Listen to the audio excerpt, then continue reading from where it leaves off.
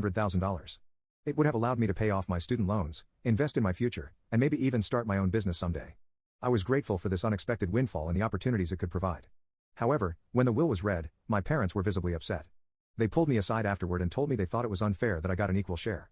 They said Amy needed the money more because she was struggling. She works part-time at a coffee shop and lives in our parents' basement. I was shocked but tried to stay calm. I explained that this was Grandpa's decision and it wasn't up to them to change it.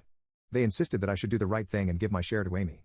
When I refused, they got angry and started guilt-tripping me, saying I was selfish and ungrateful. My dad brought up every instance he could think of where they had supported me, including paying for my braces, which were medically necessary, buying me school supplies, the bare minimum, and letting me live at home during college, even though I worked part-time to contribute to expenses. He conveniently forgot about the car they bought Amy, the countless shopping sprees, and the fact that they're still supporting her at 25. The situation escalated quickly. My dad, as the executor of the will, decided to take matters into his own hands.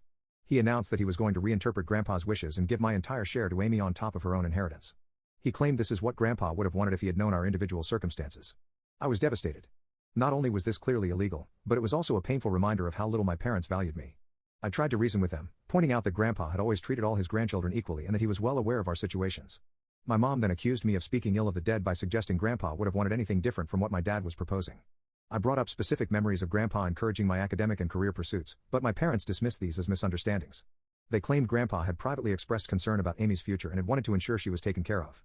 When I asked why he hadn't just written the will that way, they didn't have an answer. Amy, for her part, seemed uncomfortable with the situation but didn't speak up against our parents. When I tried to talk to her privately, she just shrugged and said, "Mom and Dad know best." It was clear she wasn't going to be any help. Feeling hurt and betrayed, I reached out to my paternal grandmother, Grandpa's widow, for advice.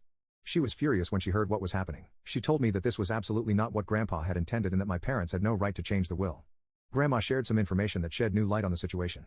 Apparently, my parents had approached Grandpa a few years ago asking him to leave everything to Amy in his will. Grandpa had firmly refused, stating that he believed in treating all his grandchildren equally. He had even added a clause to his will stating that anyone who contested the equal distribution would forfeit their share. Armed with this information, I confronted my parents. They were shocked that Grandma had told me about their previous attempt to influence the will. My dad tried to justify it by saying they were just looking out for Amy's future, but I could see the guilt on their faces.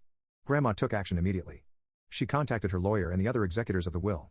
She also reached out to my dad's siblings, who were equally outraged by what my dad was trying to do. Together, they put a stop to my dad's plan and ensured that the will would be executed as written.